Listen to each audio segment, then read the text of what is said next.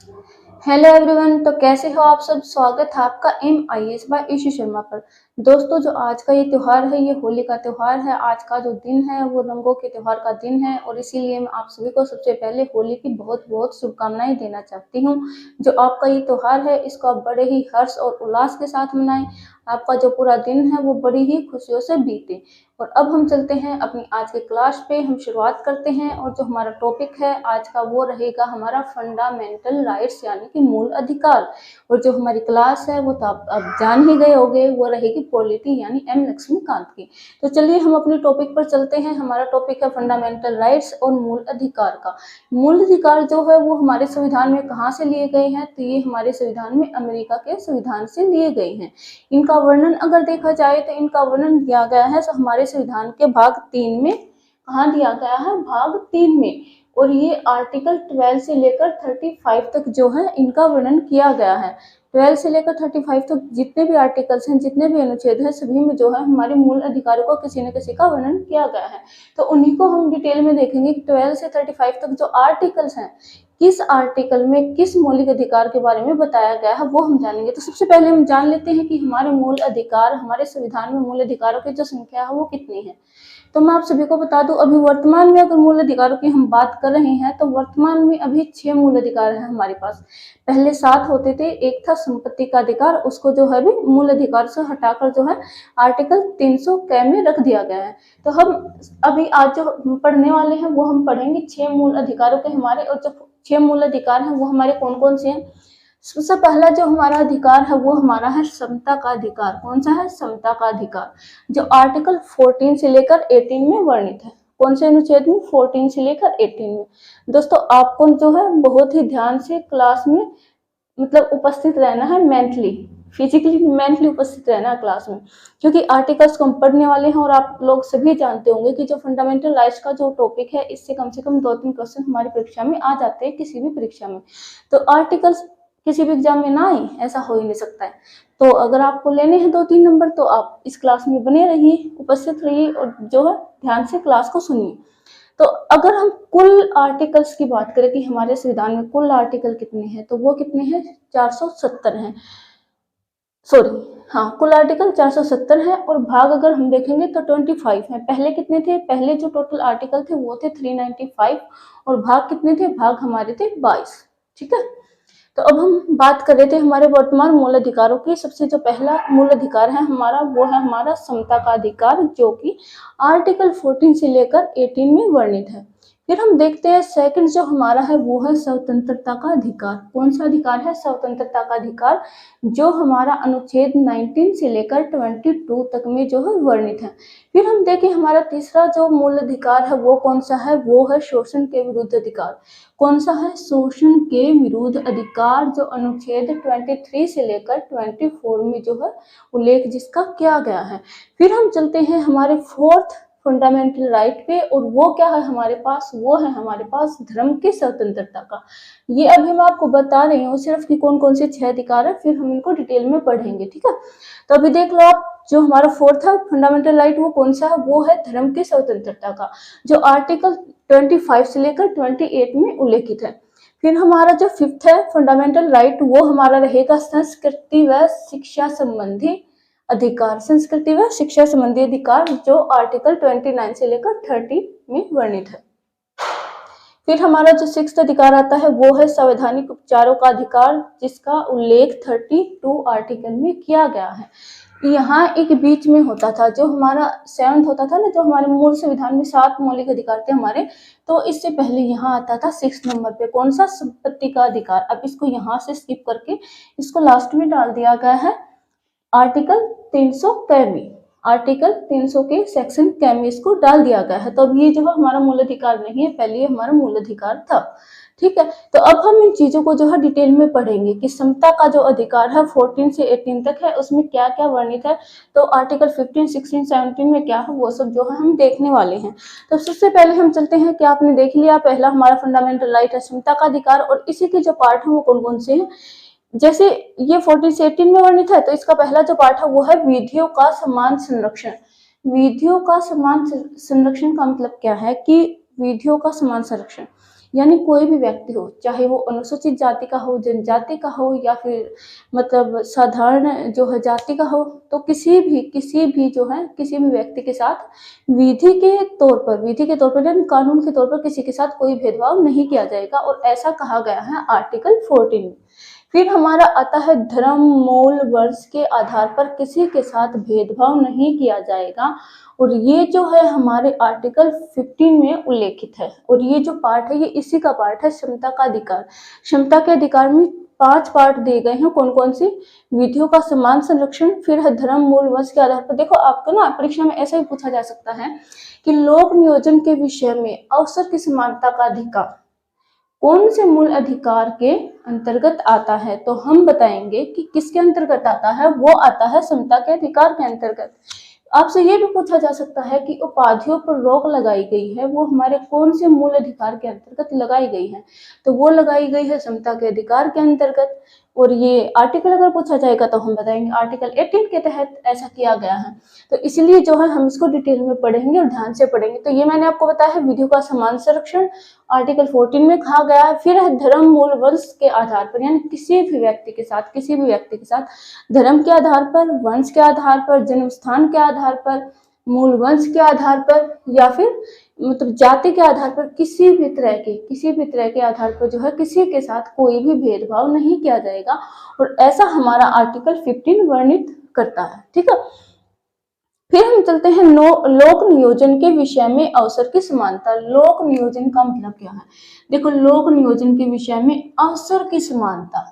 लोक नियोजन जैसे किसी भी सरकारी कार्यालय में, किसी भी सरकारी दफ्तर में या किसी भी प्राइवेट सेक्टर में किसी भी व्यक्ति के साथ, यानी चाहे सरकारी कोई ऑफिस हो, कार्यालय हो या फिर कोई प्राइवेट सेक्टर हो, किसी भी तरह के जो है एरिया में किसी भी व्यक्ति के साथ उसके धर्म के आधार पर या जाति के आधार पर या मूल वंश के आधार पर या भाषा के आधार पर या संस्कृति के आधार पर जो है उसको वहां पर अवसर की समानता से इसको वंचित नहीं किया जा सकता। यानी ऐसा नहीं है कि कोई सरकारी कार्यालय है उसमें जो साधारण जाति के लोग हैं उन्हीं को जो है क्या दिया जा रहा है, अवसर दिया जा रहा है काम करने का। या फिर ऐसा नहीं है जो मान लो कोई तमिल संस्कृति के लोग हैं, जो कोई जो है ईसाई धर्म के लोग हैं, कोई हिंदू धर्म का लोग है, तो ऐसा नहीं है कि धर्म के आधार पर जो है लोगों को कार्यालय में काम करने के अवसर से वंचित किया जाए, ऐसा नहीं है। इस पर रोक लगाई गई है, और ये रोक लगाई गई है कौन से? आर्टिकल 16 के तहत। यानी कि किसी भी लोक नियोजन का मतलब यही है कि कार्यालय में, किसी भी कार्यालय में, वो प्राइवेट हो या फिर सरकारी हो, किसी भी कार्यालय में किसी भी व्यक्ति के साथ धर्म के आधार पर, उनकी लिपि के आधार पर, उनकी भाषा के आधार पर, उनकी संस्कृति के आधार पर, यानी किसी भी आधार पर जो है किसी भी व्यक्ति के साथ उस कार्यालय में अवसर की समानता से उसको जो है वंचित नहीं किया जा सकता। फिर हमारा आता है अस्पृश्यता का अंत। अस्पृश्यता का आपको सभी को पता ही होगा। ठीक है, तो ये अस्पृश्यता का जो अंत किया गया है वो कौन से आर्टिकल के तहत किया गया है? वो किया गया है आर्टिकल 17 के तहत। फिर हमारा इसी का पार्ट आता है 15, कौन सा? उपाधियों का अंत। इसका मतलब क्या है?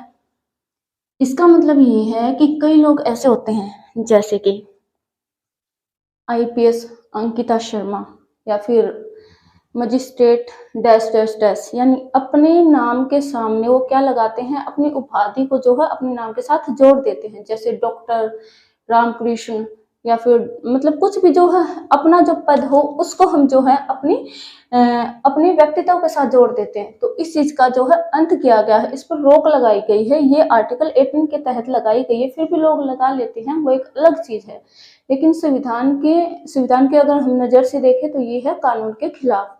यानी अपने व्यक्तित्व के साथ, अपने नाम के साथ अपने पद को जोड़ना, अपनी उपाधि को जोड़ना, या फिर जैसे मान लो जो भारत रत्न जिनको पुरस्कार मिला हुआ है, या फिर जो इनको पद्म भूषण जो पुरस्कार मिले हुए हैं वो अपने नाम के साथ जो लगा देते हैं ना, तो ये जो है कानून के खिलाफ है। हालांकि ऐसा हुआ नहीं है, डॉक्टर, आईपीएस, आईएएस ये तो लगा देते हैं, लेकिन जो भारत रत्न जिन्होंने लिया है या पद्म विभूषण जिन्होंने लिया है वो अपने नाम के आगे ऐसे लगाते नहीं हैं, क्योंकि जानते हैं सब ये कानून के खिलाफ है। तो इसलिए हम जो है अपनी उपाधियों को अपने नाम के साथ, अपने व्यक्तित्व के साथ जोड़ नहीं सकते हैं, ऐसा हमारा कानून है, वो हमें मना करता है, वो उस पर रोक लगाता है, और ये आर्टिकल 18 में कहा गया है। फिर हम चलते हैं कौन से अधिकार पे, स्वतंत्रता के अधिकार पे। अब देखो ये समता का अधिकार था जो हमने ये सारा पढ़ा है, ये समता के अधिकार के अंतर्गत आता है जो आर्टिकल 14 से लेकर 18 तक में वर्णित है। एक बार फिर से रिवाइज कर लेते हैं कि समता का अधिकार है जो उसका वर्णन किया गया है वो 14 से लेकर 18 तक में वर्णन किया गया है। इसका जो पहला पार्ट है यानी 14 में क्या वर्णन किया गया, 14 में कहा गया है कि विधियों का समान संरक्षण किया जाएगा, चाहे व्यक्ति कोई भी हो, चाहे उसकी जाति कोई भी हो, वंश कोई भी हो, जन्म स्थान कोई भी हो, इससे कोई जो है फर्क नहीं पड़ेगा। व्यक्ति चाहे किसी भी जाति का हो, किसी भी लिंग, वंश, किसी भी जन्म स्थान का हो, सभी के साथ जो है सभी का जो है विधियों का समान संरक्षण किया जाएगा। आर्टिकल 14 में ऐसा कहा गया है। फिर हम देखें आर्टिकल 15 में क्या कहा गया, तो 15 में ये कहा गया है धर्म, मूल, वंश के आधार पर किसी के साथ कोई भी भेदभाव नहीं किया जाएगा। फिर हम देखते हैं आर्टिकल 16 का रिवीजन करते हैं थोड़ा सा इसका। आर्टिकल 16 में क्या कहा गया है, आर्टिकल 16 में कहा गया है लोक नियोजन के विषय में। जैसा कि मैंने आपको बताया है किसी भी कार्यालय में किसी भी व्यक्ति के साथ किसी भी आधार पर जो है उसको अवसरों से जो है वंचित नहीं रखा जा सकता, ऐसा कहा गया है। हमारा आर्टिकल 16 ऐसा कहता है। फिर अस्पृश्यता का जो अंत है वो किया गया है आर्टिकल 17 के तहत। फिर उपाधियों पर जो रोक लगाता है वो आर्टिकल हमारा है कौन सा, 18। और ये सब के सब जो है किसके अंतर्गत आते हैं, समता के अधिकार के अंतर्गत आते हैं। फिर हम चलते हैं हमारे सेकंड फंडामेंटल राइट पे, और जो हमारा सेकंड फंडामेंटल राइट है वो है स्वतंत्रता का अधिकार। कौन सा, स्वतंत्रता का अधिकार, जो वर्णित है 19 से लेकर 22 में। अब हम चलते हैं हमारे सेकंड फंडामेंटल राइट पे, और जो हमारा सेकंड फंडामेंटल राइट है वो क्या है, वो हमारा है स्वतंत्रता का अधिकार। और जो इसका उल्लेख किया गया है वो किया गया है आर्टिकल 9 से लेकर 22 में। अब हम इसको डिटेल में पढ़ते हैं, इसके अंतर्गत क्या क्या दिया गया है, किस किस चीज की जो है हमारे पास स्वतंत्रता है, तो वो हम देखते हैं। इसके पार्ट है कि वाक, अभिव्यक्ति, संघ, सम्मेलन, संतरण, निवास, वृत्ति आदि से संबंधित जो है हमें स्वतंत्रता है। कौन कौन सी, वाक एवं अभिव्यक्ति, वाक एवं अभिव्यक्ति। वाक यानी बोलने की स्वतंत्रता, अभिव्यक्ति यानी अपने विचारों को क्या करने की, दर्शाने की, अपने विचारों को अभिव्यक्त करने की।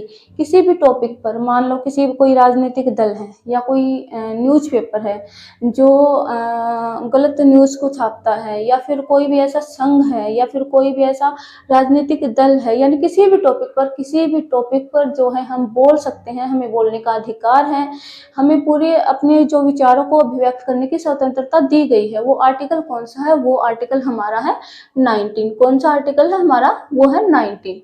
फिर है कि संघ और सम्मेलन। संघ का मतलब ये है कि कोई भी व्यक्ति, कोई भी जो व्यक्तियों का समूह है वो संघ या सम्मेलन जो है बना सकता है। हमें इस चीज की स्वतंत्रता है कि हम 2, 4, 5, 10 जितने भी लोग हों अपनी मर्जी के अनुसार जो है हम संघ या सम्मेलन बना सकते हैं। फिर आता है कि संचरण। संचरण होता है मतलब घूमना, यानी घूमने का अधिकार है हमें। हम पूरे देश में कहीं भी घूम सकते हैं, किसी दूसरे देश में जा सकते हैं। जैसे कि आप लोग देखते हुए इस मैटर में जो है हमारे ऊपर कोई भी रोक नहीं लगाई गई है संविधान की तरफ से। हम अपने मन के अकॉर्डिंग, हम अपने मन के अनुसार जो है अपने देश में, पूरे देश में कहीं भी जो है घूम सकते हैं, दूसरे देश में जा सकते हैं, दूसरे देश से वापस भी आ सकते हैं। ये हमारा जो संविधान है हमें स्वतंत्रता देता है। फिर है निवास और वृत्ति। जो हमारा संविधान है वो हमें कहता है कि हम हमारे देश में कहीं भी जो है एक स्थान से दूसरे स्थान पर जाकर निवास कर सकते हैं, दूसरे स्थान से जाकर तीसरे स्थान पर जाकर भी हम निवास कर सकते हैं। ये हमें स्वतंत्रता है, हमारा संविधान ये हमें स्वतंत्रता देता है, और ये आर्टिकल 19 में कहा गया है। फिर हम आते हैं दोष सिद्धि के संबंध में संरक्षण। दोष सिद्धि के संबंध में संरक्षण से मतलब है ये आर्टिकल 20 हमारा है, 20 में दिया गया है दोष सिद्धि के संबंध में संरक्षण। यानी कि अगर हम बात करें दोष सिद्धि का, मान लो कोई व्यक्ति है उसको गिरफ्तार किया गया है, तो वो जो है अपने दोष को सिद्ध करने की क्या है, उसको स्वतंत्रता है, कि उसको बोलने की स्वतंत्रता है। वो अपने जो है जो जिस दोष के लिए उसको गिरफ्तार किया गया है उसके बारे में वो बोल सकता है, वो सिद्ध करने की कोशिश कर सकता है कि मैंने ऐसा नहीं किया है, मुझे जो है बिना वजह गिरफ्तार किया जा रहा है। तो दोष सिद्धि के संबंध में संरक्षण से मतलब यही है कि अगर हम बिना वजह गिरफ्तार हो जाते हैं तो हम क्या कर सकते हैं, हम अपने विचारों को जो है अभिव्यक्त कर सकते हैं, कानून के सामने हम अपने विचारों को रख सकते हैं। ठीक है, ये हमारा आर्टिकल कौन सा कहता है, आर्टिकल 20 कहता है। फिर है प्राण एवं दैहिक स्वतंत्रता। ये आर्टिकल 21 में कहा गया है, प्राण और दैहिक स्वतंत्रता। यानी कोई भी व्यक्ति हुआ, किसी भी धर्म का हुआ, किसी भी जाति का हुआ, लिंग वंश किसी भी वंश का हुआ, किसी भी लिंग का हुआ, किसी भी जन्म स्थान से वो हैं, सभी को जो है अपने प्राणों की रक्षा एवं दैहिक स्वतंत्रता का अधिकार है। यानी कोई भी व्यक्ति जो अपने प्राणों को संरक्षित करने के लिए क्या है, स्वतंत्र है। अगर सामने से उसके ऊपर हमला किया जा सकता है, हम अपने बचाव में, ये बात तब की हो रही है तब कोई मनमाने ढंग से अगर हमारे ऊपर जो है क्या कर रहा है, हमारे ऊपर अत्याचार कर रहा है या फिर कोई जो है हमारे ऊपर हमला बोल रहा है अपने मनमाने ढंग से, तो जो है हम अपने दैहिक या अपने प्राणों की स्वतंत्रता के लिए, अपने संरक्षण के लिए हम उसके ऊपर भी है हमला बोल सकते हैं, उसकी जान भी ले सकते हैं। ये तक भी जो है हमारा संविधान हमें क्या करता है, स्वतंत्रता देता है। ये आर्टिकल 21 में कहा गया। फिर हम चलते हैं प्रारंभिक शिक्षा का अधिकार आर्टिकल, ये भी 21 में ही वर्णित है। दोनों के दोनों जो अधिकार हैं वो हमें 21 में दिए गए हैं। प्रारंभिक शिक्षा का अधिकार ये है कि 6 साल से लेकर 14 साल तक के बच्चों को जो है फ्री शिक्षा एवं अनिवार्य शिक्षा का जो है अधिकार दिया गया है कानून की तरफ से। फिर हम चलते हैं कि गिरफ्तारी से संरक्षण, ये हमने पढ़ा था दोषसिद्धि के संबंध में। फिर है गिरफ्तारी से संरक्षण। मान लो पुलिस आई, आपको उठा के ले गई, ठीक है, उठा के ले गई, तो आपको अधिकार है हथकड़ी डालने से पहले आप उससे पूछ सकते हो, हाँ भाई क्यों गिरफ्तार कर लिया हमें, हमने क्या दोष किया है, हमने क्या अपराध किया है, तो ये हमारे पास स्वतंत्रता है, हम पूछ सकते हैं। फिर वो आपको बता देते हैं कि आपने ये जो है अपराध किया है, आपने उसको जो है मारा है, या फिर इस वजह से हम आपको जो है गिरफ्तार कर रहे हैं। फिर उसको अधिकार है कि अगर वो व्यक्ति है जो गिरफ्तार हो गया है, ठीक है, तो वो वहां जाने के बाद, मान लो थाने में जो भी है उसको थाने में ही लेके जाएंगे, तो वहां जाने के बाद जो है वो अपने वकील से बात कर सकता है। ये भी इसको अधिकार है कि वो अपने वकील से बात कर सकता है कि हाँ ऐसे ऐसे जो है मुझे गिरफ्तार कर लिया गया है और आप मुझे जल्दी से बचाने आ जाओ, तो वो जो है अपने वकील से भी बात करने का उसको अपराधी को अधिकार है। फिर किसी साधारण मजिस्ट्रेट के सामने 24 घंटे में पेश करने की जो है आदेश देता है कानून, किसको, पुलिस अधिकारी को। जो भी पुलिस अधिकारी जिसने उस व्यक्ति को गिरफ्तार किया है उसको जो है कानून आदेश देता है कि 24 घंटे के अंदर किसी भी अपराधी को किसी साधारण मजिस्ट्रेट के सामने या साधारण कोर्ट के सामने जो है उसको पेश किया जाए 24 घंटे के अंदर, ठीक है।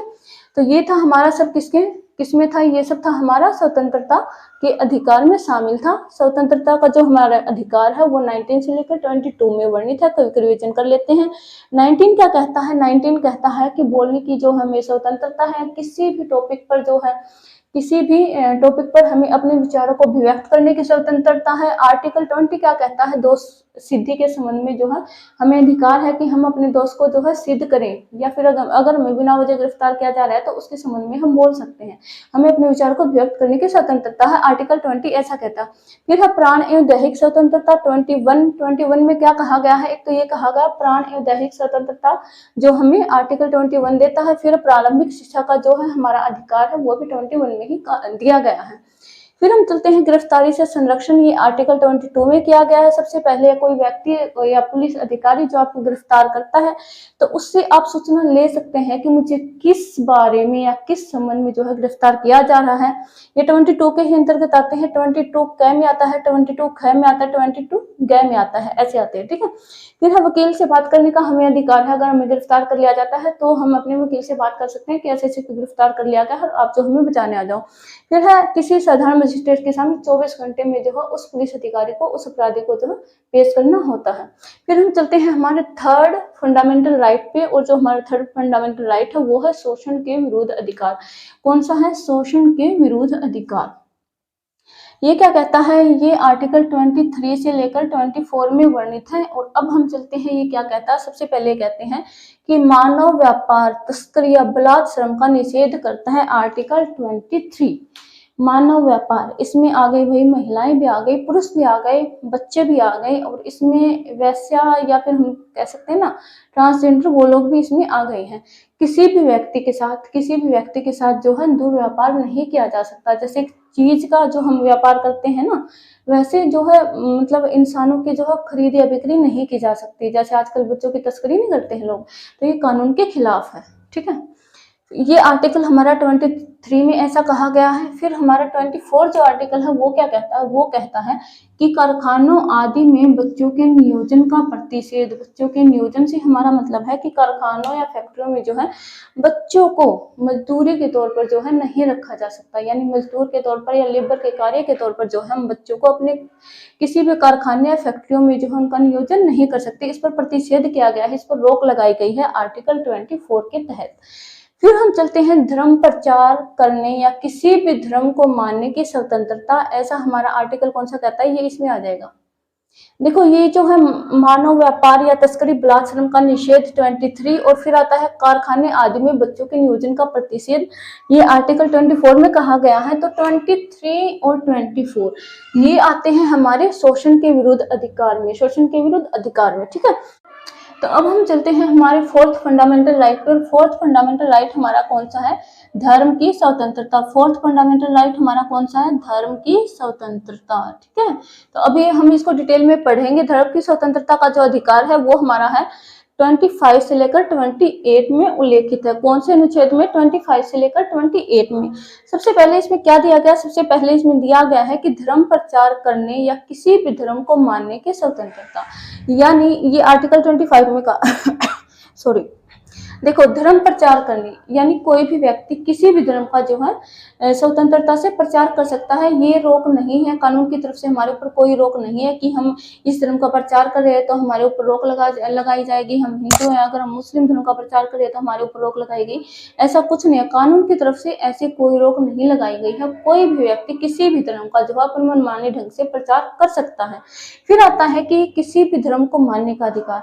कोई व्यक्ति अपनी इच्छा से, अपने मन से या अपनी इच्छा अनुसार किसी भी धर्म को जो है अपना सकता है। कानून ये हमें स्वतंत्रता देता है, ये हमारा फंडामेंटल राइट है और ये आर्टिकल 25 में कहा गया है। फिर हम चलते हैं आर्टिकल 26 पे। आर्टिकल 26 हमें क्या कहता है, आर्टिकल 26 कहता है कि धार्मिक कार्यों के प्रबंधन की स्वतंत्रता, यानी कोई भी धार्मिक कार्य है उसका हम जो है प्रबंधन कर सकते हैं, नियोजन कर सकते हैं। हम मान लो कोई भी मूर्ति पूजन है या फिर कोई भी कलश यात्रा है या फिर कोई भी मान लो मंदिर का निर्माण है या किसी धार्मिक संस्थान का निर्माण है, तो हम अपने मन से क्या है उसका प्रबंधन कर सकते हैं। ऐसा हमारे जो संविधान है वो उसके आर्टिकल 26 में कहा गया है। धार्मिक कार्यों के प्रबंधन की जो स्वतंत्रता हमें दी गई है वो आर्टिकल 26 में दी गई।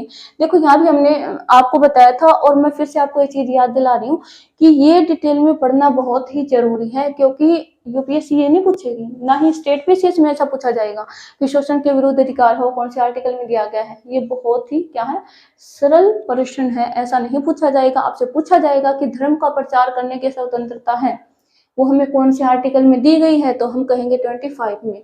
या फिर ऐसा कहा जा सकता है कि धार्मिक कार्यों के प्रबंधन की जो स्वतंत्रता है वो कौन से मूल अधिकार के तहत हमें दी गई है, तो हम कहेंगे कि धर्म की स्वतंत्रता के मूल अधिकार के तहत जो है हमें धार्मिक कार्यों के प्रबंधन की स्वतंत्रता दी गई है।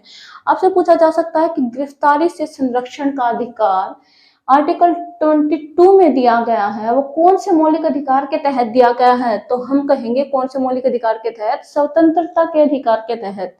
फिर आपसे पूछा जा सकता है कि संवैधानिक उपचारों का जो अधिकार है वो कौन कौन से आर्टिकल में वर्णित है या कहाँ से कौन से आर्टिकल में वर्णित है, तो ये सिर्फ एक ही आर्टिकल में वर्णित है, वो है 32 में, ठीक है। तो अब हम चलते हैं, ये मैंने आपको बताया धार्मिक कार्यों के प्रबंधन की स्वतंत्रता। फिर है कि किसी धर्म को प्रोत्साहित करने हेतु कर से छूट। सबसे पहले एक क्वेश्चन बनता है कि धार्मिक धर्म को प्रोत्साहित करने हेतु कर से छूट जो हमें दी गई है वो कौन से आर्टिकल के तहत दी गई है, तो हम कह देंगे कि अनुच्छेद 27 के तहत हमें दी गई है।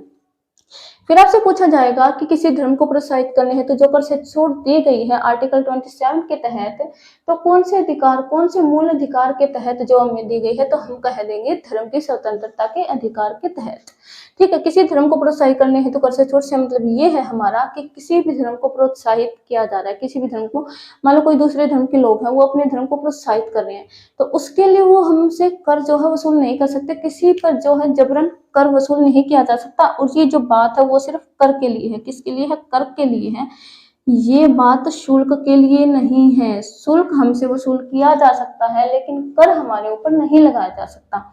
अब कर और शुल्क में फर्क क्या है, कर और शुल्क में फर्क ये है, मान लो हम किसी तीर्थ यात्रा पर गए, वहां जाकर जो है किसी भी अच्छे प्रबंधन के लिए, मान लो आप किसी भी यात्रा पर गए, वहां हमसे शुल्क लिया जाता है ना, लिया जाता है ना, रजिस्ट्रेशन किया जाता है, शुल्क भी लिया जाता है। तो वो इसलिए किया जाता है, जो हमें वहां पे सुविधाएं प्रोवाइड की जाती हैं उसके लिए जो है हमसे शुल्क लिया जाता है, कर नहीं लगाया जा सकता, ठीक है। फिर हम चलते हैं ये हमने कर लिया। फिर हम चलते हैं धार्मिक शिक्षा में उपस्थित होने से स्वतंत्रता। धार्मिक शिक्षा में इसका मतलब ये है, ये आर्टिकल 28 में वर्णित है, और ये आर्टिकल 28 कहता है कि किसी भी शिक्षण संस्थान में किसी विशेष धर्म को लेकर जो है शिक्षा नहीं दी जाएगी। क्या किसी भी शिक्षण संस्थान में या किसी भी संस्थान में किसी विशेष धर्म को लेकर जो है शिक्षा नहीं दी जाएगी, ऐसा आर्टिकल 28 में कहा गया है, ठीक है। फिर हम चलते हैं हमारे फिफ्थ फंडामेंटल राइट, जो हमारा है संस्कृति व शिक्षा संबंधी। संस्कृति व शिक्षा संबंधी जो हमारा अधिकार है वो दिया गया है 29 से लेकर 30 में। तो 29 आर्टिकल क्या कहता है? 29 आर्टिकल हमारा कहता है कि अल्पसंख्यकों की भाषा, लिपि व संस्कृति की सुरक्षा। अल्पसंख्यकों की भाषा, लिपि व संस्कृति की सुरक्षा। देखो भाई, जो अल्पसंख्यक लोग होते हैं, ठीक है, अल्पसंख्यक लोग होते हैं, पहले क्या था, उनको थोड़ा दबा के रखा जाता था, क्या थोड़ा सा दबा के रखा जाता था। लेकिन अब जब से हमारे संविधान को हमने अपने देश में लागू किया है, जब से हमारे संविधान ने जो है सबको जो है समान विधि के समान संरक्षण का जो अधिकार दे दिया है, यानी अल्पसंख्यकों की भाषा है या फिर लिपि है या संस्कृति है, उसके संबंध में उसके साथ किसी व्यक्ति के साथ इस आधार पर कोई भी भेदभाव नहीं किया जाएगा कि ये लोग अल्पसंख्यक हैं, इनकी भाषा अलग है, इनकी लिपि अलग है या फिर इनकी संस्कृति अलग है। इस बात से जो है कानून के ऊपर कोई फर्क नहीं पड़ता है, किसी व्यक्ति के साथ भाषा या लिपि या फिर संस्कृति के आधार पर जो है भेदभाव नहीं किया जाएगा। आर्टिकल 29 ऐसा कहता है। फिर है कि शिक्षण संस्थाओं की स्थापना अल्पसंख्यक वर्गों का अधिकार। आर्टिकल 30 क्या कहता है कि जो अल्पसंख्यक लोग हैं, पहले क्या होता था कि नाई है भाई, नाई, ठीक है, इधर नाई है, तो नाई क्या काम करेगा, वो सिर्फ बाल काटेगा, ठीक है। फिर क्या है, दर्जी। अब दर्जी है, किसी के दादा दर्जी थे, तो उसका जो बेटा होगा वो भी दर्जी का काम करेगा, फिर उसका पोता होगा वो भी दर्जी का काम करेगा। फिर जो उसकी मतलब जो पीढ़ियां है ना, सारी वही काम करते करते जो है गुजर जाएंगे। पहले ऐसा था, ठीक है, कोई लेबर है या फिर मतलब कोई लेबर का काम करता है, कोई मजदूरी का काम करता है, तो उसकी जितनी पीढ़ियां होंगी वो सारी मजदूरी का ही काम करेंगी। या फिर मान लो कोई भी है जो नाई है, या फिर हम कह सकते हैं दर्जी है, या फिर हम कह सकते हैं मान लो कोई पेंटर है, या हम कह सकते हैं कि कोई मान लो कोई टीचर है, ठीक है, पहले की बात बता रही हूँ मैं कि टीचर है, ठीक है। तो क्या था, आज जो कोई व्यक्ति टीचर है, उसकी जो नेक्स्ट संतान होगी वो भी अध्यापक बनेगी, नेक्स्ट जो संतान होगी वो भी अध्यापक का ही कार्य करेगी, यानी जितनी भी पीढ़ियां जन्म लेंगी वो सारी अध्यापक का ही काम करती रहेंगी। ऐसा पहले था, लेकिन अब जो हमारा आर्टिकल 30 है वो क्या कहता है कि शिक्षण संस्थाओं की स्थापना अल्पसंख्यक वर्गों का अधिकार ये है कि किसी भी व्यक्ति को कोई भी काम, सिर्फ इस अधिकार का मतलब मैं बताऊं तो यही है कि शिक्षण संस्थाओं की स्थापना जो है अल्पसंख्यक लोग भी कर सकते हैं। पहले क्या था, अल्पसंख्यक लोग ये सब काम नहीं करते थे, वो नाई का काम करते थे, दर्जी का काम करते थे, मजदूरी का काम करते थे, ये सब काम करते थे। लेकिन हमारा आर्टिकल जो 30 लाया गया है वो इसलिए लाया गया है कि अल्पसंख्यक को जो है अपने मन की इच्छा के अनुसार कार्य करने की स्वतंत्रता दी गई है, यानी ये लोग भी जो है शिक्षण संस्थाओं की स्थापना कर सकते हैं। फिर हम चलते हैं, ये हमारा जो फंडामेंटल राइट है 50 ये पूरा होता है संस्कृति और शिक्षा संबंधी जो अधिकार है 29 और 30। 29 में कहा गया है कि किसी भी व्यक्ति के साथ या किसी अल्पसंख्यक व्यक्ति के साथ उसकी भाषा, लिपि व संस्कृति के आधार पर भेदभाव नहीं किया जाएगा, 29 में कहा गया है। 30 में कहा गया है कि जो अल्पसंख्यक लोग हैं, अल्पसंख्यक वर्ग के लोग हैं, वो भी शिक्षण संस्थाओं की स्थापना कर सकते हैं। जो हमारा ये अधिकार था, फंडामेंटल राइट था हमारा संस्कृति व शिक्षा का, वो सिर्फ 2 ही अधिकारों में वर्णित है, 29 में और 30 में, ठीक है। अब हम चलते हैं हमारे लास्ट फंडामेंटल राइट, वो कौन सा है, हमारा संवैधानिक उपचारों का अधिकार। कौन सा है, संवैधानिक उपचारों का अधिकार, जो सिर्फ आर्टिकल 32 में वर्णित है। अभी मैंने आपको शुरू में भी बताया था, आप सोचोगे कि 30 में तो ये था, अब 32 में आ गया हमारा संवैधानिक उपचारों का अधिकार। तो 31 कहाँ गया, तो मैंने आपको पहले ही बताया था 31 कहाँ गया, 31 ये रहा, ये था हमारा यहाँ 6 नंबर पे था और ये 7 नंबर पे आता था, ठीक है। ये हमारा अधिकार था, संपत्ति का अधिकार हमारे फंडामेंटल राइट में आता था। लेकिन अब 104th कॉन्स्टिट्यूशन अमेंडमेंट के अकॉर्डिंग इसको आर्टिकल 300 सेक्शन क में रखा गया है। ठीक है, तो इसको मौलिक अधिकारों से हटा दिया गया है। ये 31 में वर्णित था, अब इसको 300 क में रख दिया गया है, तो इसलिए 31 यहाँ से गायब है। फिर हमारा 32 मैंने आपको बता दिया है, संवैधानिक विचारों का अधिकार। इसका मतलब क्या है? यह अधिकार मूल अधिकारों के संरक्षण हेतु गारंटी सुनिश्चित करता है। इसका मतलब ये है कि ये अधिकार हमें टेंशन फ्री करता है एक तरीके से। कैसे? कि अगर हमारे मूल अधिकारों का उल्लंघन हो रहा है तो हम जो है सुप्रीम कोर्ट में जा सकते हैं, हाई कोर्ट में जा सकते हैं, या किसी भी जो हमारा नजदीकी कोर्ट है उसमें जा सकते हैं कि ऐसे ऐसे जो है हमारे मौलिक अधिकारों का उल्लंघन हो रहा है और इसके खिलाफ आप कार्रवाई कीजिए। तो इसलिए ये जो हमारा अधिकार है 32, ये जो हमारा आर्टिकल है 32, ये क्या करता है? ये हमारे अधिकारों के संरक्षण, अधिकारों का संरक्षण करता है कि किसी भी व्यक्ति के मूल अधिकारों के साथ जो है भेदभाव, क्या नहीं किया जाएगा, मतलब भेदभाव नहीं किया जाएगा या उनका उल्लंघन नहीं किया जाएगा। किसी भी व्यक्ति के मौलिक अधिकारों का जो है उल्लंघन नहीं किया जाएगा, हमारा आर्टिकल 32 कहता है। डॉक्टर भीमराव अंबेडकर ने क्या कहा है? 32 आर्टिकल 32 को क्या कहा है? ये हमारे संविधान का क्या है? ये हमारे संविधान की आत्मा भी है और ये हमारे संविधान का हृदय भी है। क्या आर्टिकल 32 को डॉक्टर भीमराव अंबेडकर ने हमारे संविधान की आत्मा और हमारे संविधान का हृदय कहा है। ठीक है, इन्होंने कहा है कि इसके बिना ये सभी अधिकार, यानी कि ये जो हमारे फंडामेंटल राइट्स हैं जो आर्टिकल 12 से लेकर 35 में वर्णित है, वो सब इसके बिना क्या है? अर्थविहीन है, यानी इनका कोई भी जो है वजूद नहीं है अगर हमारे पास ये नहीं है। क्यों? हमने मान लो हमें ये सब अधिकार दे दिए गए हैं, लेकिन अगर इनको संरक्षण करने वाला ही कोई ना हो तो किसका कोई ऑर्डर रहेगा? तो नहीं मानेगा भी कोई भी मूल अधिकारों को, है ना?